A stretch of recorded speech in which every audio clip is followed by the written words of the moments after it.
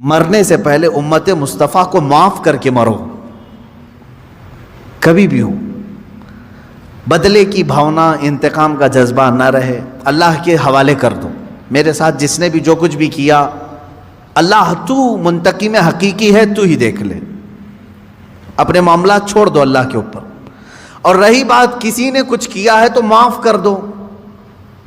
جب تم معاف کر کے مرو گے تو ہو سکتا ہے تم نے بھی کسی کو ٹھیس پہنچایا ہوگا، یا زبانی یا ہاتھ سے، کسی بھی طرح سے، ان کے بھی دل زخمی ہوں گے کسی نہ کسی کے۔ اب یہ رب تعالیٰ اپنے ذمہ کرم پر لیتا ہے، ان کے دلوں کو نرم کرتا ہے، وہ بھی تمہیں معاف کر دیتے ہیں جب تم معاف کر کے دنیا سے جاؤ گے۔ میں حدیث بتا رہا تھا، حدیث یہ ہے، دو بھائیوں میں تکرار ہوئی، جھگڑا ہوا، ایک دوسرے سے دونوں کا کچھ نہ کچھ مباحثہ ہوا، اور تکرار کے بعد دونوں الگ ہوئے جھگڑے کے بعد۔ لیکن ان میں سے ایک بھائی معافی مانگنے کے لیے آیا دوسرے کے پاس۔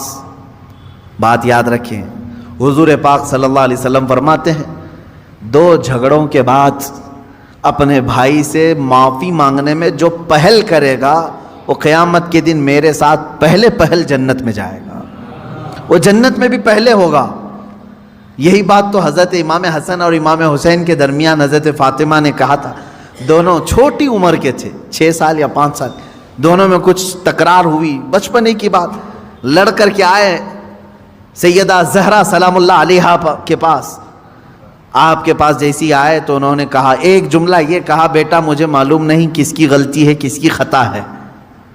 ماں فاطمہ تو زہرا رضی اللہ تعالیٰ عنہ فرما رہی ہیں، مجھے یہ نہیں معلوم، لیکن ایک بات یاد رکھ لو کہ دونوں کے تکرار سے، دونوں کے جھگڑوں سے کہیں اللہ دونوں سے ناراض نہ ہو جائے، دونوں رونے لگے، کچھ بھی ہو جائے لیکن مولا ہمارا نہ روٹھے۔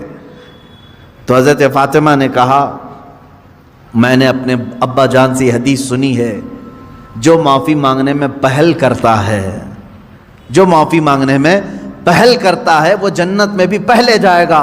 ابھی یہ جملہ مکمل نہ ہونے کو تھا، امام حسین چھوٹی عمر کے تھے، دوڑ کر کے حضرت امام حسن کے پاس گئے، کہا، برادر محترم، جو کچھ بھی ہوا ہماری تکرار، ہمیں معاف کر دیں۔ اب دوسرے بھائی کا کیا مقام ہے، یہ بھی حدیث پاک سے سن لیں۔ معاف کر دیا تو خیر ہے، تم نے معاف کر دیا، کوئی تم سے معافی مانگنے کے لیے آیا، معاف کر دیا۔ آج بہت سارے ڈھیٹ لوگ بیٹھے ہوئے ہیں، بہن آئی ہے منانے کے لیے بھائی کو، نہیں مانتا میں، چل تو نے میرے ساتھ ایسا کیا ویسا کیا، پرانی باتیں یاد کی۔ بھائی آیا ہے، اس کے گھر میں شادی ہے، چلو بھیا آ جاؤ، نہیں، پرانے گڑے مردے نکال کر کے بھائی کو رخصت کر دیا، ہم تجھے معاف نہیں کریں گے، زندگی بھر معاف نہیں کریں گے۔ وہ لوگ بھی سن لیں، تمہاری ذمہ داری تھی معافی مانگنے کی، تم معافی مانگ لیے، بہت اچھا کیے، کیونکہ پہلے جنت میں جاؤ گے۔ اب جس کے پاس گئے تھے معافی مانگنے کے لیے، اس نے نہیں معاف کیا، میرے آقا صلی اللہ علیہ وسلم کی حدیث ہے، حضور فرماتے ہیں، کل قیامت کے دن وہ میری شفاعت کے قریب بھی نہ آئے۔ حضور نے فرمایا، میری شفاعت کے قریب نہ آئے جو اپنے بھائی کو معاف نہیں کرنا چاہتا۔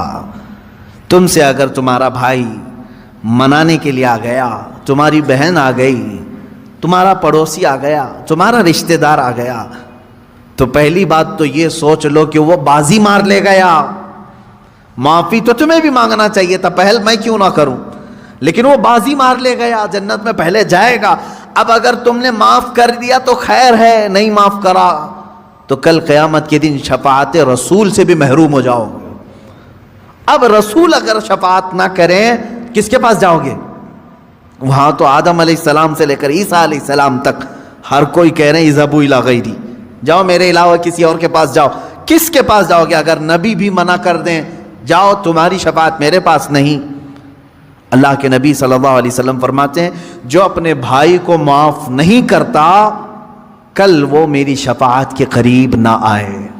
عزیزان گرامی وقار، اللہ رب العزت یہ فرما رہا ہے، اگر چھپا کر کے درگزر کر دیا، اگر تم نے اپنے بھائی کو معاف کر دیا، فَإِنَّ اللَّهَ كَانَ عَفُوًّا قَدِيرًا، تو سمجھ لو کہ بے شک اللہ بھی معاف کرنے والا، قدرت رکھنے والا ہے۔